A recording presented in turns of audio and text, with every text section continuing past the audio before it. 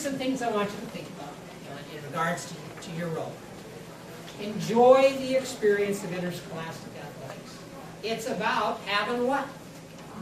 Fun. You know, when I gave the trophies out last spring, I have to tell you this quick story. I gave the trophies out at the district softball tournament. And I always kind of get a kick out of giving trophies to girls' teams anyway, because they're a little more emotional about it. And Tushy was the #1 team, and I give them a trophy, and I've known their coach forever.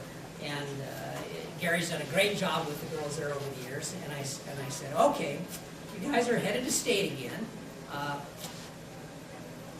Don't forget to have, and I did this, and they all yelled, fun! We're going to have fun at state. Well, the next group, Colton, took second place. They had to come back from the loser's bracket, so it's about 10:30 at night, and I'm giving Colton their trophy. And they have a coach he's a good coach, but really wound tight, shall we say, right? He works for that in the Marine Corps, but I won't use him in the next company. Okay? And so I give the girls their second place trophy. By the way, Colton goes on to win state the next week. I give them the trophy and I say, all right, girls, you did great. I'm glad to see our friends from Colton doing good, and the coaches, you can already see them trying to wind up for state. and the girls are sitting there with big smiles on their face. And I said, now when you go to state, what do you want to do? And they all said, we want to have fun at state. You know, which was just kind of the contrary of the signals that the coach was taking. But again, it's about having fun. Recognize interscholastics for what it is, part of the educational process. And that's why we try to do things here. And let me just make a comment here. If your son or daughter has a big exam or a project that's due tomorrow or the next day, and they need extra time to do that, they do that. Okay? Athletics takes the back seat to that. All right? Now again, we don't want to encourage missing practices and those kind of issues, but academics are prime here at Breck. Always will be, and will remain so as long as I know the current administration is in place. You know, we're not going to get, you know, the cart before the horse as far as the fact that we're winning state titles now. Recognize for what it is not. Win at all costs, an avenue for athletic scholarships. You know, we're here, this is our 11th year. We've had one student athlete get a scholarship for athletics. One. All right? Some of us were fortunate enough to receive athletic rides, you know, when we were in college. When I was at WSU, I wrestled there. But again, the odds are less than 2%. Okay, so we're not here grinding out athletic scholarships. Don't take athletics too seriously. Just keep your perspective. Enjoy going to the games. Enjoying being there with the kids and everything. Recognize that growth takes place as a result of all experiences. How many of us, you know, have had a situation where, you know, we've either lost a job or been disciplined or, you know, been yelled at? Of course, I like to yell at the students myself. But what do we learn? We learn from that. Okay? We grow from it. We get better. Okay? So again, it's great to win all of our games, and we have gotten to the point where we win most of our games. But again, we learn oftentimes by that loss. And again, last but not least, bring snacks. Okay? All right. Well, that's the presentation I wanted to give to the parents in regards to interscholastic athletics. And I know you're on information overload probably already, but I wanted to spend just a little bit longer with you. Let me just touch on a couple other quick things with everybody here in the room. The students all know that I focus on sportsmanship. So without reiterating what I told the parents, again, this year, you know, we've reinstituted the sportsmanship award for our league. Last year it was put on the wayside for some reasons that I didn't agree with, but it happened. So this year, our goal as a school is to win yet another sportsmanship banner, right?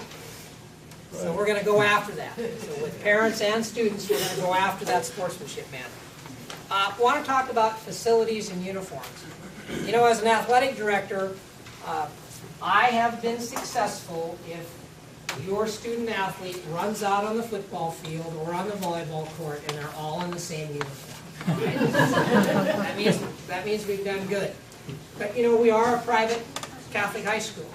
And I like to reemphasize to everyone, parents and students, when our football players run out on the field, they have a $200 football helmet on their head, all right, that has just been refinished and recertified for safety reasons. They are wearing at least a $100 pair of shoulder pads. They're wearing our new football jerseys that cost us $100 a jersey, all right? They have thigh pads, hip pads, a set of game pants that cost us $40, and game socks, plus the shoes that you guys bought, okay? So you can do the math, and I see basically about $400 running by. Right? Volleyball the same. A game volleyball costs $40 now, okay? And we buy 4 of those every year, okay? And it goes on and on. So with regards to that, you know, ask everybody to take good care of their equipment. The students know this, and I think most of the parents know that I have decreed, because only God and athletic directors can do certain things like this, that if you take your uniform, your varsity uniform home, that is a mortal sin, all right? And you will be on Mr. Whitlow's you-know-what list for a long time. I'm unforgiving.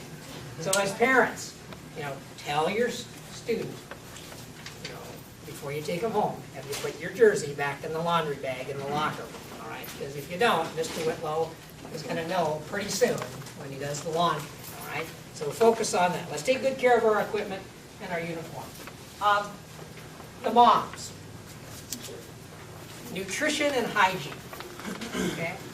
Now, nutrition at the coach's clinic, I know Coach Whitsitt, and I know I went to at least 2 talks on nutrition, on sports drinks and proper nutrition and those issues.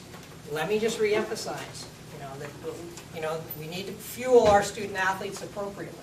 They should have a breakfast. They should have a lunch. We know they burn a lot of calories, especially if they're turning out for athletics. So let's make sure, again, they eat appropriately, and that we try to keep the junk food, the Cheetos and all that stuff, to a minimum, all right? We try to get fruit to them. We try to do those kind of things. Interesting talk that I went to. Who wants to take a wild guess at what the nutritionist from the University of Washington that handles all of their intercollegiate athletic teams, what drink she recommends for students, athletes, before or after games? Water's one, but guess what the other one is? Milk. Chocolate milk. Chocolate milk. Because it's high in carbohydrate, the kids love it, and it's nutritious. All right? So think about that, okay? Hygiene. Moms, on Fridays, would you please ask your students, where is your practice gear for me to wash? All right? And I harp at them, but they need to be harped at by mom and dad about bringing their gear home and getting it washed so it's clean. All right? I'll take care of the jerseys and the game uniforms. You guys, moms and dads, you need to take care of their practice gear. All right? It drives me nuts. I'm from the old school, old core on that, and I would like you to re-emphasize that with your students. Sponsorships and volunteer needs. Again, JAGFest is not always the best time to mention this, but obviously for football games, it takes 17 people to staff a football game to do it right. Your chain gang, your PA guys, all of that. So I need some help. Volleyball, we need some help there too. And cross-country meets, we need starters, we need people to track the runners as they come in. So if you have some time, please try to come out and help us with those issues, and also with sponsorships. In the packets, you have the schedules of football and volleyball schedules are complete. And by the way, if you don't know, we open on the 4th of September in both volleyball and football against Imbler, Oregon. Imbler is the defending state champion in 8-man football in the state of Oregon. And guess what, girls? They're the defending state champion in volleyball.